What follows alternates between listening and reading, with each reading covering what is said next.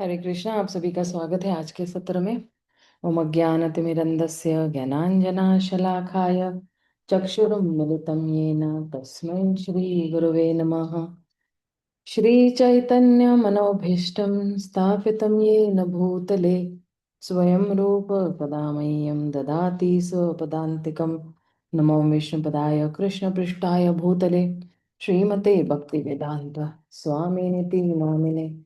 नमस्ते सरस्वते देवे गौरवाणी प्रचारिणे निर्विशेष शून्यवादी पाश्चात्यदेशतारिणे वाञ्छाकल्पतरुभ्यश्च कृपा सिन्धुभ्य एव च पतितानं पावनेभ्यो वैष्णवेभ्यो नमो नमः।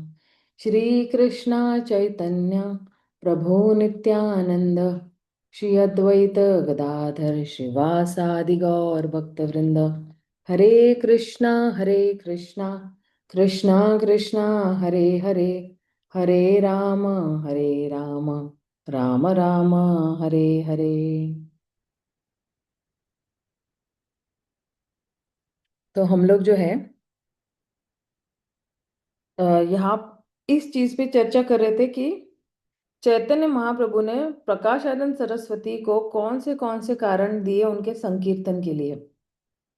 और पिछली बार हम लोग ने जो 74 वाला श्लोक है उसमें शास्त्र मर्म बताया था एक्चुअली चैतन्य महाप्रभु ने प्रकाशानंद सरस्वती को, कि इस कली में जो है कोई दूसरा जो है कोई धार्मिक सिद्धांत है ही नहीं हरि नाम के अलावा।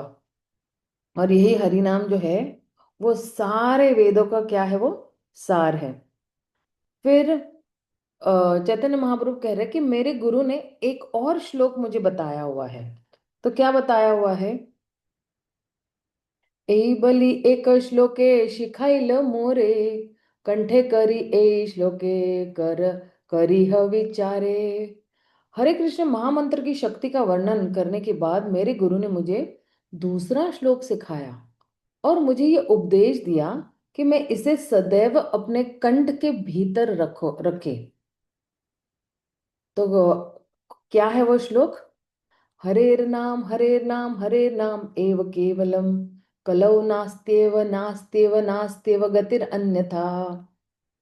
इस कलयुग में आध्यात्मिक उन्नति के लिए हरि नाम हरि नाम हरि नाम के अतिरिक्त अन्य कोई विकल्प नहीं है। अन्य कोई विकल्प नहीं है, अन्य कोई विकल्प नहीं है। श्रील प्रभुपाद द्वारा तात्पर्य। आध्यात्मिक जीवन की उन्नति के लिए शास्त्रों की संस्तुति है कि सतयुग में ध्यान, त्रेता युग में भगवान विष्णु के लिए यज्ञ तथा द्वापर युग में मंदिर में भगवान की विशद पूजा की जानी चाहिए। किंतु कलयुग में एकमात्र भगवान के पवित्र नाम के कीर्तन द्वारा ही आध्यात्मिक प्रगति की जा सकती है। इसकी पुष्टि अनेक शास्त्रों में की गई है। श्रीमद् भागवत में इस विषय में अनेक संदर्भ मिलते हैं। 12वें स्कंद में कहा गया है कि कलो निर्देश कले दोष निधे राजन राजन अस्ति एक ही एको महान गुण कीर्तनादेव कृष्णस्य मुक्त संग पर व्रजेत। कलयुग में अनेक दोष हैं क्योंकि लोगों को अनेक कष्टों का सामना करना पड़ता है। फिर भी इस युग को एक विशेष वर प्राप्त है। वह यह है कि हरे कृष्ण महामंत्र के कीर्तन मात्र से मनुष्य सारे भौतिक कलमश से मुक्त हो सकता है और इस तरह आध्यात्मिक जगत को प्राप्त कर सकता है। नारद पंचरत्न में भी हरे कृष्ण महामंत्र की प्रशंसा इस प्रकार की गई है। त्रयो वेदा षडांगने छंदांसि विविधा सुरा सर्वम सर्वमाष्टक्षरान्तस्थ यच्चान्यदपि वाङ्मयं सर्ववेदांत सारार्थ संसाराणावतारणः। तीन प्रकार के वेद, कृत्य कर्मकांड, ज्ञान कांड और उपासना कांड, छंद अर्थात वैदिक स्तोत्र तथा देवताओं को प्रसन्न करने की विधियां, यह समस्त वैदिक ज्ञान का सार हरे कृष्णा इन 8 अक्षरों में निहित है। यही सारे वेदांत की वास्तविकता है। अज्ञान के सागर को पार करने का एकमात्र साधन पवित्र भगवान नाम का कीर्तन है। इस प्रकार कली संतन उपनिषद का कथन है, हरे कृष्णा कृष्णा कृष्णा हरे हरे, हरे राम राम राम हरे हरे।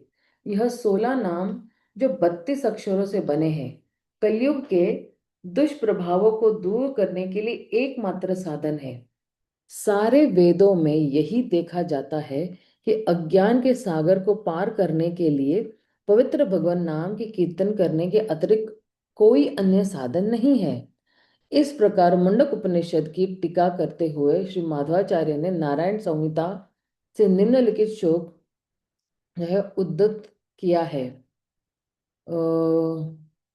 द्वापर युग में कृष्ण या विष्णु केवल पांचरात्र की विधि से भव्य पूजा द्वारा प्रसन्न किए जा सकते हैं, किंतु कलयुग में पूर्ण पुरुषोत्तम भगवान हरि केवल पवित्र नाम के कीर्तन द्वारा पूजे जा सकते हैं और प्रसन्न किए जा सकते हैं।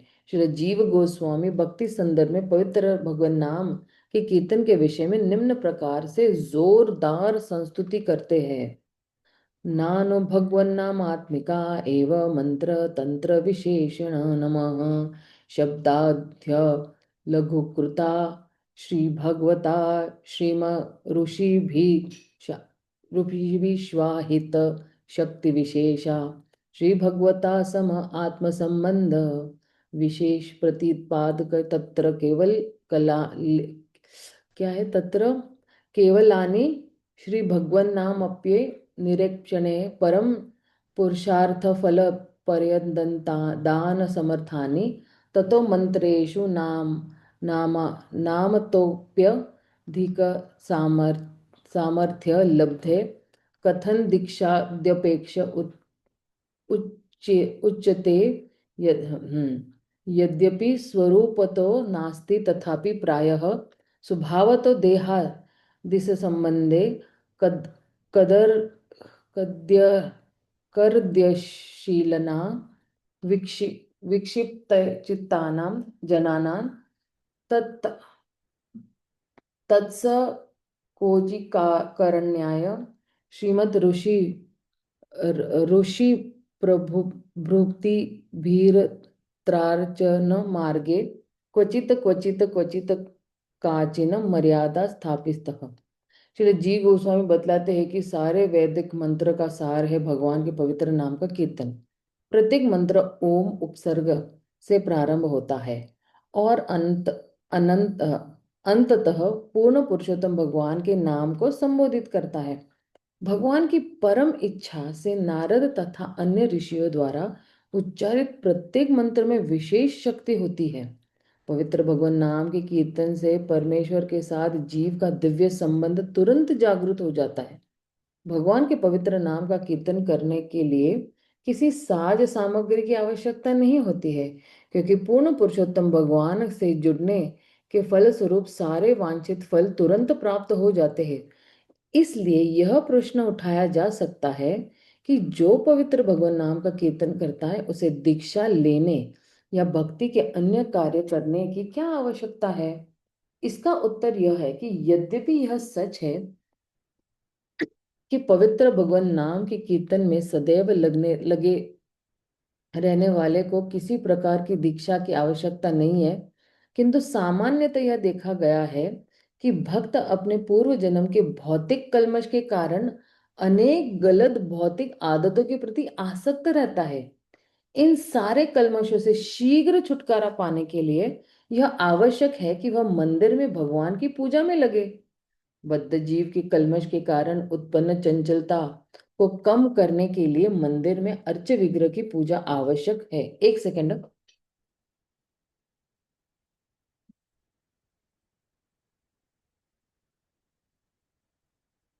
ये हमारे यहाँ पे एक जन आए थे, वो बिल्कुल बहुत स्ट्रांग परफ्यूम मार के गए तो मुझे नाक में खिड़की खोल दी यहाँ पे। इस तरह नारद ने अपनी पांचरात्रि की विधि में तथा अन्य ऋषियों ने कभी कभी इस बात पर बल दिया है कि प्रत्येक बद्ध जीव में इंद्रिय भोग के कारण जो देहात्म बुद्धि है, उसे इंद्रिय भोग के नियंत्रण करने के लिए मंदिर में अर्च विग्रह की पूजा के विधि विधानों होने आवश्यक है। श्रील रूप गोस्वामी ने बतलाया है कि मुक्त आत्माओं द्वारा पवित्र भगवान नाम का कीर्तन किया जा सकता है, किंतु जितने जितने जीवों को हमने दीक्षा देनी पड़ती है, लगभग वे सभी बद्ध होते हैं। अतः यह सलाह दी जाती है कि अपराध रहित होकर तथा विधि विधानों के अनुसार पवित्र भगवान नाम का कीर्तन किया जाए। फिर भी लोग अपनी विगत बुरी आदतों के कारण इन नियमों का पालन नहीं करते। इसलिए साथ साथ अर्च विग्रह की पूजा के विधि विधानों की आवश्यकता है। तो अभी एक्चुअली प्रसंग क्या था कि कई लोग दीक्षा लेने की क्या जरूरत, अगर हरि नाम ही इतना पावरफुल है या इतना शक्तिशाली है, तो फिर दीक्षा लेने की क्या जरूरत है। तो यहाँ पर जो है प्रभुपाद यही कह रहे हैं कि सारे कल्मशों से शीघ्र छुटकारा पाने के लिए यह आवश्यक है कि मंदिर में भगवान की पूजा में लगे रहे। देखिए हमारे पास बहुत सारे कल्मश है ना, आदि दैविक आदि भौतिक, बहुत सारे कठिनाइयां हैं, और हमारी पूर्व कर्मों की वजह से भी हमें इस जन्म में बहुत सारी कठिनाइयां भोगनी पड़ती है। तो अब जो है, क्योंकि बहुत सारे कल्मश होते हैं ना, तो हमारे मन बड़ा चंचल हो जाता है। आप देखना कई लोगों के साथ ऐसा हो जाता है कि बहुत दुख आता है ना, तो भगवान का नाम भी लेना छोड़ देते हैं, क्योंकि उनका विश्वास भी उड़ जाता है भगवान पर से। दीक्षित होने के बावजूद भी बहुत सारे ऐसे लोग हैं। तो बद्ध जीव के कल्मश के कारण उत्पन्न चंचलता को कम करने के लिए मंदिर में अर्च विग्रह की पूजा आवश्यक है। और इस तरह नारद ने अपने पांचरात्रि की विधि में तथा अन्य ऋषियों ने कभी कभी इस बात पर बल दिया कि प्रत्येक जीव में इंद्रिय भोग के कारण जो देहात्मिका बुद्धि है, तो देखिए एक तो कल्मश है ना, कल्मश के कारण क्या हो जाता है, चंचलता आ जाती है। और फिर जो है ये चंचलता कहाँ पे ले जाती है उस व्यक्ति को, इंद्रिय भोग के ऊपर। और इंद्रिय भोग क्यों करता है व्यक्ति, जीवात्मा, क्योंकि एक्चुअली वो अभी भी देहात्मिक का बुद्धि पर ही है कि नहीं, मुझे इंद्रिय तृप्ति करनी है, मुझे जो है और से और, क्योंकि मैं बहुत टेंशन में हूँ, तो अब मैं दारू पीना चाहता हूँ, मैं ये करना चाहता हूँ, मैं वो करना चाहता हूँ, लड़कीबाजी करेगा, ये सब करेगा। और उस इंद्रिय भोग को नियंत्रित करने के लिए मंदिर में अर्च विग्रह की पूजा विधि विधान होने आवश्यक है। तो अब देखिए, क्योंकि वो जो है इंद्रिय मत देहात्मिक का बुद्धि पर है, इसलिए वो इंद्रिय भोग कर रहा है। और क्योंकि वो इंद्रिय भोग कर रहा है, तो इस इंद्रियों को नियंत्रण में लाने के लिए फिर अर्च विग्रह की पूजा करनी है। श्री रूप गोस्वामी ने बताया है कि मुक्त आत्माओं द्वारा पवित्र भगवान नाम का कीर्तन किया जा सकता है, किंतु जितने जीवों को हमें दीक्षा देनी पड़ती है, लगभग सब बद्ध होते हैं। कि जितने भी मुक्त आत्माएं हैं, तो वो तो भगवान नाम का कीर्तन अपने आप ही करते हैं। लेकिन जो अभी देहात्मी का बुद्धि पे जो बद्ध है, वो नहीं कहता। अतः यह सलाह दी जाती है कि अपराध रहित होकर विधि विधानों के अनुसार पवित्र भगवान नाम का कीर्तन किया जाए। फिर भी लोग अपनी विगत बुरी आदतों के कारण इन नियमों का पालन नहीं करते।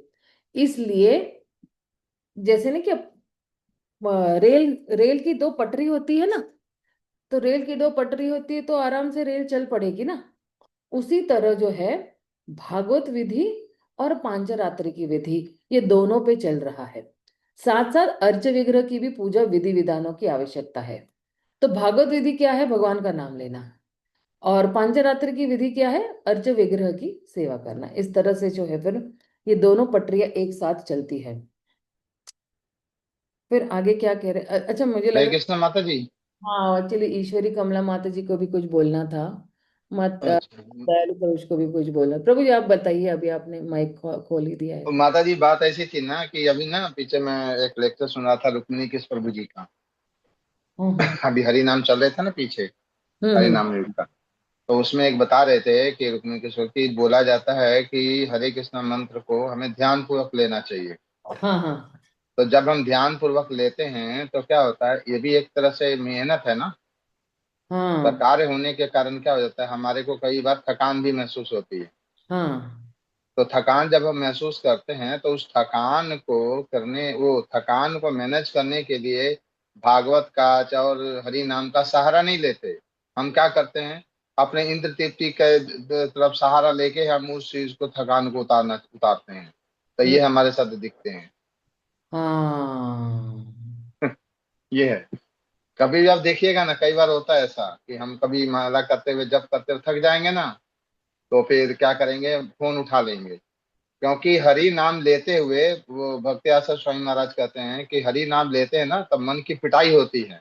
और हाँ। मन की जो पिटाई होती है, तब मन है ना, वो हो जाता है, बेचैन हो जाता है। तो हम्म। जब बेचैन हो जाता है तो देखिएगा, कई बार लोग है ना, हरि नाम लेते लेते क्या करते हैं, मोबाइल उठा लेंगे, कुछ देखने लग जाएंगे। हाँ। तो ऐसे मैनेज करते हैं लोग। ये हाँ। है समस्या है। सही सही सही सही है। नहीं, ये सही होता है सही। आप जो बता रहे हो ना, बिल्कुल सही बता रहे हो आप। हाँ, इसलिए ऐसा मैंने होता ना भक्ति आश्रय वैष्णव महाराज जी से सुना था, लेकिन है। मेरे दिमाग से निकल गया एक्चुअली। ये चीजें होती हैं ऐसी। तो इसीलिए हाँ। हमारे को क्या करना चाहिए, मैनेज करने के लिए हमें भागवत का सहारा लेना चाहिए, भागवत की कथा पढ़नी चाहिए, चाहे वो पढ़नी चाहिए। तो इससे क्या होगा, मैनेज होगा। लेकिन हम क्या करते हैं, इंद्र तृप्ति की तरफ उसको छोड़ देते हैं। फिर मन जानते हैं, फिर देखिएगा हम, फिर जप भी जानते हैं क्या, जो जप रुक रहा था ना, फिर जप स्मूथ सा होने लगता है। तो हम सोचते हैं क्या, यही रास्ता है, लेकिन ये रास्ता ठीक नहीं है। हाँ। हाँ। हाँ। करेक्ट करेक्ट चलिए करेक्ट। ठीक है माता जी। हरे कृष्ण। ईश्वरी कमला माता जी, आप कुछ कहना चाहते थे? हरे कृष्णा। दंडवत प्रणाम माता जी। हम्म। माता जी, मेरा ना एक प्रश्न था, उसका मुझे उत्तर तुरंत ही मिल गया। प्रभु जी ने भी बताया, आपने भी तभी बता दिया था। अच्छा अच्छा अच्छा है माता माता जी, धन्यवाद माता जी। जी। हरे कृष्ण, हरि बोल। तो अगले श्लोक पे जाते हैं हम लोग। ऐ आज्ञा पांचा नाम लई अनुक्षण, नाम लेते लेते मोर भ्रांत हैले मन। तो चैतन्य महाप्रभु एक्चुअली इन दो तीन श्लोकों में ये बताते हैं कि ये जो हरि नाम है ना, ये मुझे बिल्कुल जो है क्या करता है, मुझे बिविल्डर करता है। अभी चैतन्य महाप्रभु आगे बताएंगे दो तीन श्लोकों में कि क्या हो रहा है। क्योंकि मुझे अपने गुरु से ये आदेश मिला, अतः मैं पवित्र नाम का सदैव जप करता रहता हूँ। किंतु मैं सोचता हूँ कि पवित्र नाम का बार बार जप कीर्तन करते करते मैं मोहग्रस्त हो गया हूँ। मतलब इस हरिनाम से व्यक्ति क्या हो जाता है, हरिनाम आपको मोहग्रस्त कर देता है। धैर्य धरी ते नारी हैला, हैलाम उन्मत्त, हासी कांदी नाची गाई यायचे मद मत्त। शुद्ध भावावेश में भगवान नाम का कीर्तन करते हुए मैं अपने आप को भूल जाता हूँ। इस प्रकार मैं पागल की तरह हंसता, रोता, नाचता और गाता हूँ। अभी हम सोच सकते हैं कि आप सोचिए कि जो कोई भी हरि नाम करता है, वो व्यक्ति एक्चुअली अपने आप को भी भूल जाना चाहिए, है ना? या पागल हो जाना चाहिए, या हंसना चाहिए, या रोना चाहिए, या नाचना गाना चाहिए। लेकिन ये हमारे पास ये अवस्था अभी तक आई ही नहीं है। सोच, भगवान के पास ये अवस्था है, लेकिन हमारे पास नहीं। और चैतन्य महाप्रभु मोहग्रस्त भी हो जाते हैं, और सदैव जप करते हैं, मोहग्रस्त भी हो जाते हैं, और उसके बाद जो है वो अपने आप को भी भूल जाते हैं, और हंसते गाते रोते नाचते रहते हैं। इतना आनंद प्राप्त है उनको। फिर आगे, तबे धैर्य धरी मने करिलु विचार, कृष्ण नामे ज्ञान छन्न हईल अमार। इसलिए धैर्य धारण करके मैं सोचने लगा कि कृष्ण के पवित्र नाम के कीर्तन ने मेरे समस्त आध्यात्मिक ज्ञान को आच्छादित कर दिया है। ये आच्छादित करना यानी ढक दिया है ना, मुझे ऐसे लग रहा है। यही है इसका हाँ अर्थ। जी माता जी, ढक देना ही होता है। अच्छा हाँ, जी। आच्छादित, ओके ओके। रोजी, मेरी ना जरा हिंदी कमजोर है, क्योंकि मैंने सिर्फ सातवीं तक की हिंदी पढ़ी है।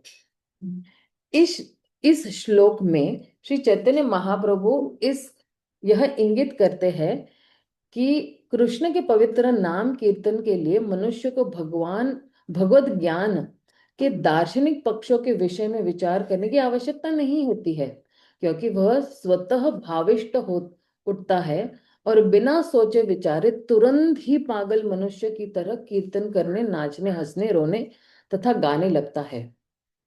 तो आप सोचे ना कि व्यक्ति कितना, मतलब भाव विभोर हो जाता है। पागल होइला मी धैर्य नाही मने, एत चित्त चिंतित निवेल निवेदिलु गुरुर चरणे। मैंने देखा कि पवित्र नाम का कीर्तन करने से मैं पागल हो गया हूँ। तो मैंने तुरंत ही अपने गुरु के चरण कमलों में निवेदन किया। एक्चुअली अब क्या निवेदन किया, अभी देखते हैं, तात्पर्य देख लेते हैं।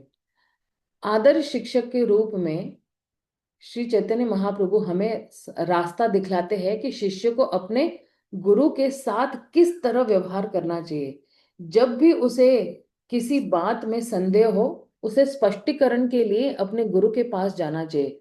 श्री चैतन्य महाप्रभु ने बतलाया कि कीर्तन करते और नाचते हुए उन्हें भावोन्मद का सवार हो गया है, भावोन्माद सा सवार हो गया है, जो केवल मुक्त आत्मा के लिए ही संभव है।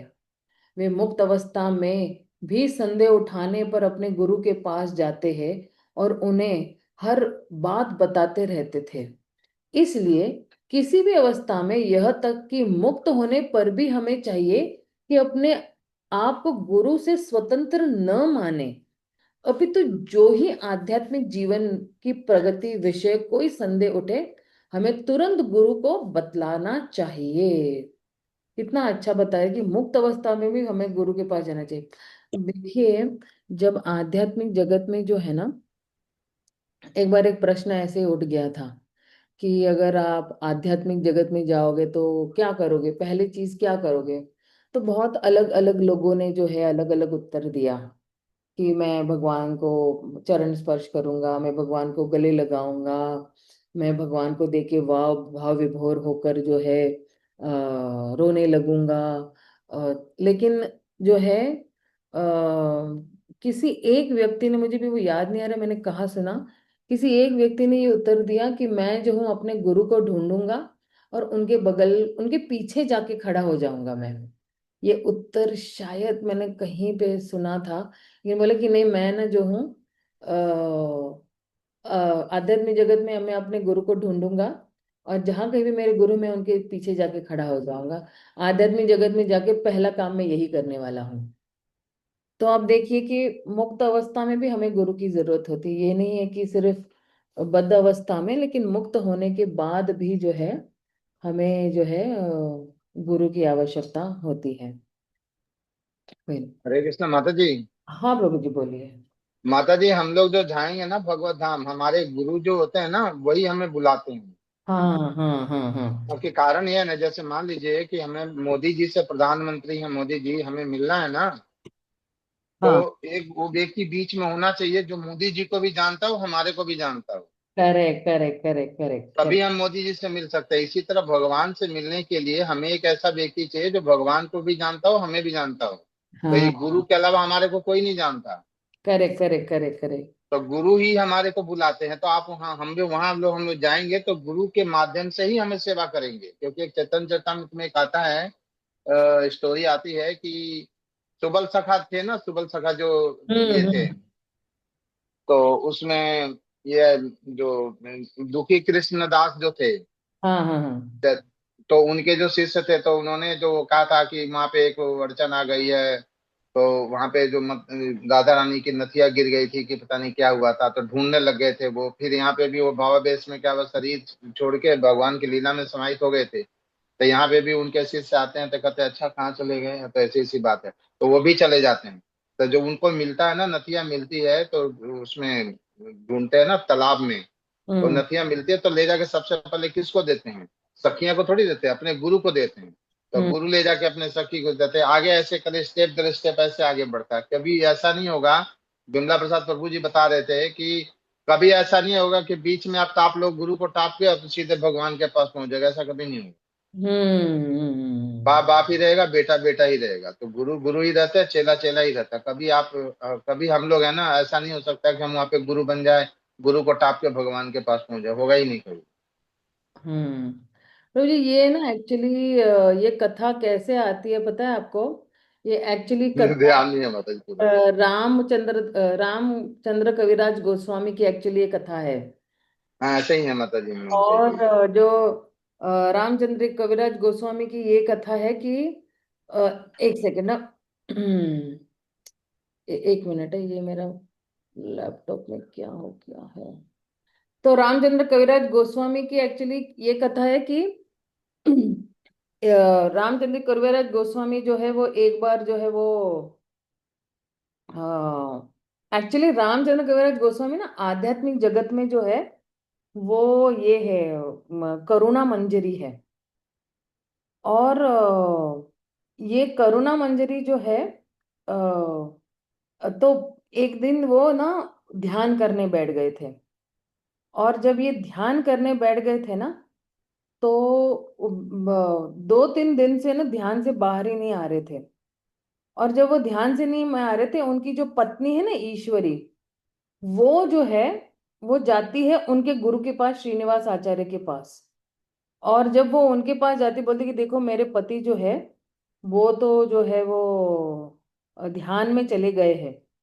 तो फिर श्रीनिवास आचार्य आते हैं और उनके बगल में बैठ जाते हैं, और वो भी ध्यान में चले जाते हैं। अब देखना कि अ, जब क्योंकि आप देखना रामचंद्र कविराज गोस्वामी ना अ,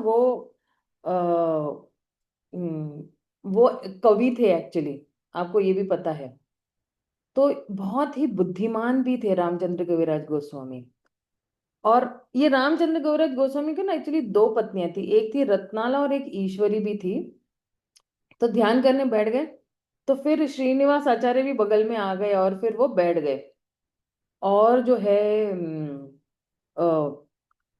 और जो है ये श्रीनिवास आचार्य एक्चुअली आपको पता है ना कौन है। ये श्रीनिवास आचार्य नरोत्तम दास ठाकुर के बहुत अच्छे मित्र भी है। तो जब वो लोग ध्यान करने बैठ गए थे दोनों, तो श्रीनिवास आचार्य जो है वो रामचंद्र कविराज गोस्वामी के मन में प्रवेश कर कर वो देख रहे थे कि वो क्या ध्यान कर रहे हैं।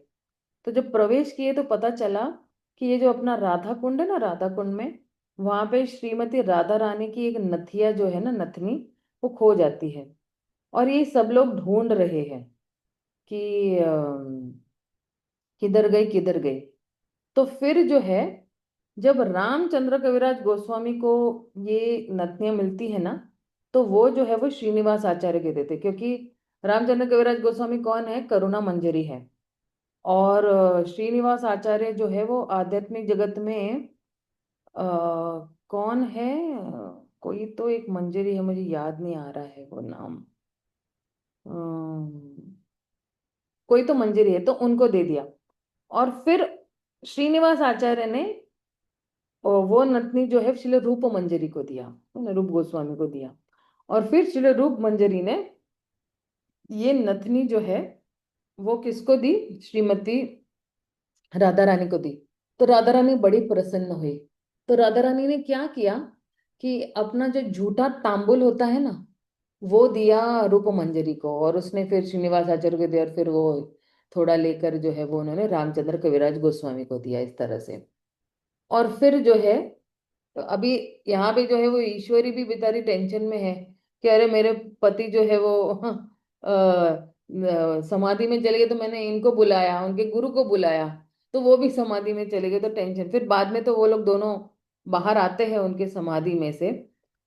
लेकिन कहने का मतलब ये है कि आप देखना कि दोनों जो है वो मंजरिया है। और दोनों जो है वो श्रीमती राधा रानी की बहुत बोलते हैं ना निकट की सेवा एक्चुअली करते हैं। तो उसमें जो है फिर समाधि से जब बाहर आते हैं ना दोनों, तो फिर जो है अ, श्रीनिवास आचार्य को पूछती है उनकी पत्नी कि क्या हुआ था, आप लोग दोनों समाधि में चले गए, कुछ हुआ था, क्या हुआ था। तो बोले जाओ आप रामचंद्र कविराज गोस्वामी से ही पूछो। फिर रामचंद्र कविराज गोस्वामी जो है वो बताते हैं सारा किस्सा। और फिर जो है उसमें से जो तांबुल था ना, तो पूरा नहीं खाया उन्होंने, थोड़ा अपनी पत्नी को भी दिया।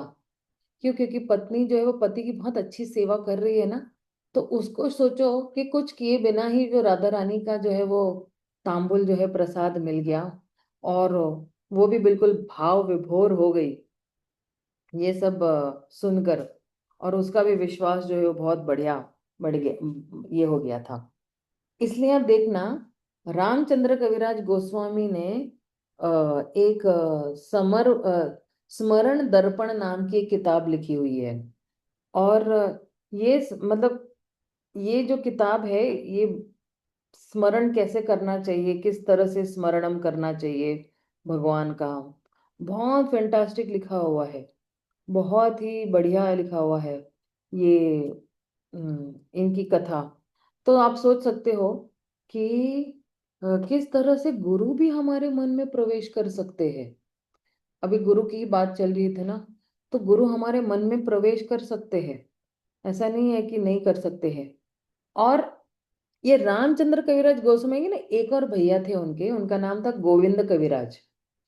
और ये दोनों बहुत ही थे। और रामचंद्र कविराज गोस्वामी ये चिरंजीव के पुत्र थे। और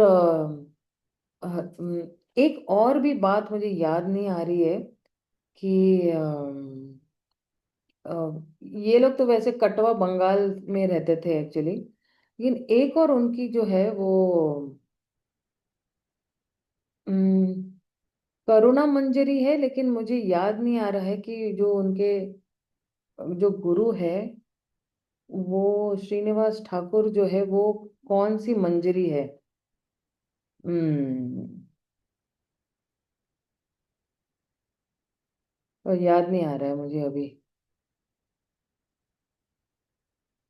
तो हालांकि एक्चुअली उनको स्वीकार तो कर ही दिया था, मतलब अगर जिस दिन गुरु आपको स्वीकार करते तो वो फिर हो ही जाता है। जैसे आप देखना ना कि एक कौन थे, सेठी थे, है ना, सेठी थे, तो वो ना प्रभुपाद को बहुत मानते थे।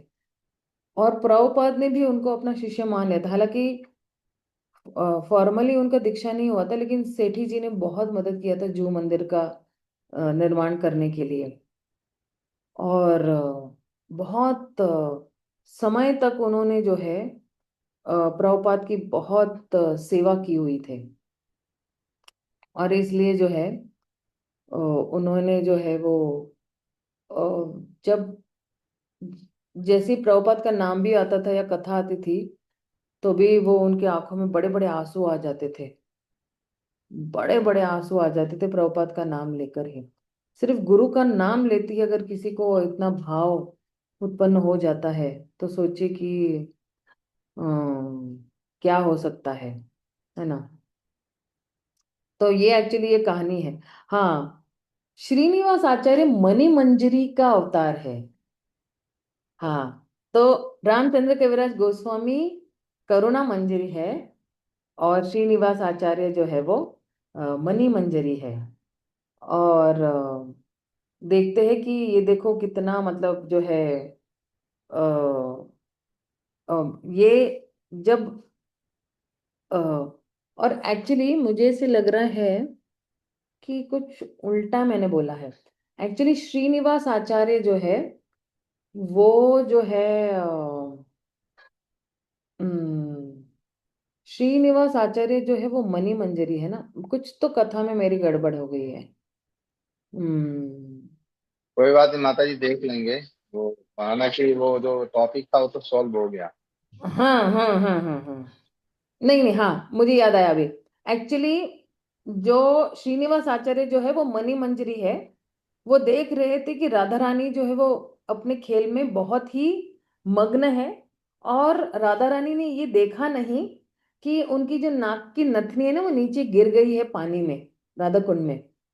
तो फिर रूप मंजरी ने ना गुण मंजरी को बताया कि देखो देखो ये खो गया है।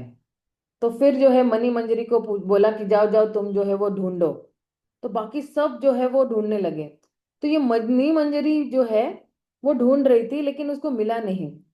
तो उतने में जो है ये श्रीनिवास आचार्य की जो बीवी है ना, वो देखा कि अरे मेरे जो पति है वो बहुत ही जो है वो मग्न है। तो और 3-4 दिन हो गए थे। तो फिर जो है उसने फिर रामचंद्र कविराज गोस्वामी को बुलाया। तो फिर उन्होंने देखा कि अरे मेरे गुरु जो है वो जो है प्रवेश कर गए हैं उस लीला में ढूंढने के लिए। तो बोले कि नहीं नहीं, आप चिंता मत करो, ये बाह्य जो है बाह्य जो है चेतना में वो जल्दी आ जाएंगे। और वो भी बैठ गए। तो अब जो है रामचंद्र कविराज जो करुणा मंजरी है, उन्होंने जो है देखा कि मेरे जो गुरुदेव है वो जो है राधा कुंड के पानी में जो है वो प्रवेश किए हुए हैं। तो फिर मतलब अभी जो रामचंद्र कविराज गोस्वामी जो करुणा मंजरी, उन्होंने भी पानी में प्रवेश किया। और एक्चुअली रामचंद्र कविराज गोस्वामी ने वो नथनी ढूंढी। और फिर जो है, क्योंकि एक उस नदी उस कुंड में जो है ना वो एक एक पत्ता था, उस पर जो है वो था। और फिर जो है दोनों गए और उन्होंने गुण मंजरी को दिया, गुण मंजरी ने जो है वो रूप मंजरी को दिया, रूप मंजरी ने जो है राधा रानी को दिया। और फिर जो है राधा रानी बड़ी खुश हो गई थी, और मतलब रामचंद्र कविराज गोस्वामी से जो करुणा मंजरी है। तो उसने फिर अपना जो है वो ये पान का बीड़ा दिया, तांबुल दिया। और फिर जो है रामचंद्र कविराज गोस्वामी ने जो है वो श्रीनिवास आचार्य को भी दिया थोड़ा बहुत। अब जो है श्रीनिवास आचार्य ने रामचंद्र कविराज गोस्वामी को बहुत बहुत टाइटली जो है वो आलिंगन किया। और फिर जो है फिर उन्होंने जो है अपने गुरु को जो है वो प्रणाम किया। और फिर ये जो तांबुल जो है रामचंद्र कविराज गोस्वामी के पास था, तो फिर उन्होंने जो है वो अपनी दो पत्नियां हैं उनको भी जो है जो दे दिया, क्या कहते हैं, ये तांबुल का देश। तो इसलिए ये रामचंद्र कविराज गोस्वामी को कविराज का ये पदवी इसलिए मिला। और ये कविराज की ये पदवी है ना, एक्चुअली उनको किसने दी थी? श्री जीव गोस्वामी ने दी थी। क्योंकि उन्होंने मतलब वो इतने अच्छी कविताएं लिखती थी, इतने अच्छे कवि लिखते थे कि जितने भी वरिष्ठ वैष्णव थे वो सभी जो है उनकी कविता सुन के जो है वो बिल्कुल मुग्ध हो जाते थे। और ये रामचंद्र कविराज गोस्वामी ने एक पूरी आत्मकथा लिखी हुई थी अपने गुरुदेव की। पूरा मतलब उनको उसको उसको कहते थे कि श्रीनिवास क्या जीवन चरित्र लिखा था। और बहुत सारा जैसे समर्प दर्पण लिखा था, साधना चंद्रिका लिखा था उन्होंने। और इसलिए जो है रामचंद्र कविराज गोस्वामी जो है, उनको कविराज गोस्वामी का जो टाइटल जो है वो दिया था एक्चुअली चिरंजीव गोस्वामी ने, इस तरह से। तो ठीक है, हम लोग जो है अपना आगे बढ़ते हैं। किबा मंत्र दिला गोसाई ज किबा तार बल, जपिते जपित मंत्र करिल पागल। हे प्रभु, आपने मुझे कैसा मंत्र दिया है? मैं तो इस महामंत्र का कीर्तन करने मात्र से पागल हो गया हूँ।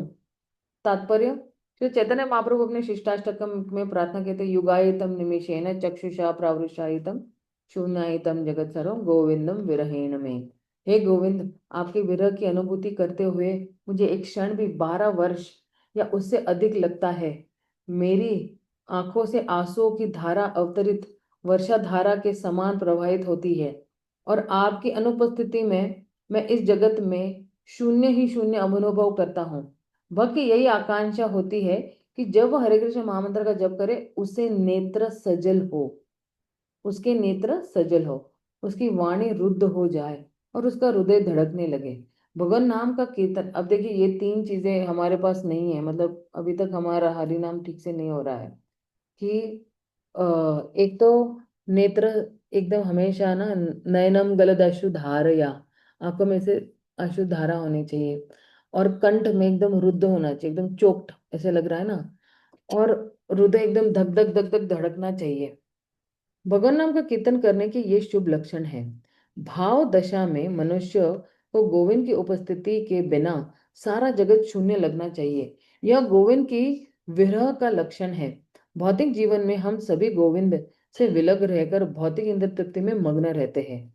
इसलिए आध्यात्मिक स्तर पर जब मनुष्य को होश आता है तो वह गोविंद से मिलने के लिए इतना आतुर हो उठता है कि उसे गोविंद के बिना सारा जगत शून्य लगता है। अभी भी हम लोग बेहोश ही है, लेकिन जब होश आएगा तब हमारी उत्कंठता इतनी बढ़ जाएगी कि हमें भगवान के बिना ये पूरा जगत जो है शून्य लगेगा। और फिर आगे क्या कह रहे हैं? अच्छा, हम यहीं पे विराम देते हैं, क्योंकि आगे का जरा थोड़ा है कि क्या उन्होंने किया है। फिर अब एक्चुअली ये वाले श्लोक से ना उनके गुरु जो है उनको उत्तर दे रहे हैं। तो क्या उत्तर दे रहे हैं हम जो है वो कल देखते हैं। आज बड़े कम लोग आए, सिर्फ 3 लोग ही आए हैं आज हम लोग। ठीक है, ठीक है, कोई बात नहीं। शिल प्रभुपाद की जय, गौर भक्त वृंद की जय। हरे कृष्णा, हरि बोल। हरे कृष्ण माता जी। हाँ प्रभु जी, बोलिए। माता जी, रामचंद्र कविराज गोस्वामी ने कौन सा किताब लिखा है अपने गुरु के समर्पण हाँ, बारे में? उन्होंने ना वो ये लिखा है, एक सेकेंड ना। क्या है? समर्प दर्पण तो लिखा ही है, लेकिन पूरा चरित्र लिखा है उनके गुरु का। श्रीनिवास आचार्य जीवन चरित्र लिखा है उन्होंने अपने गुरु पे। ओके। हम्म।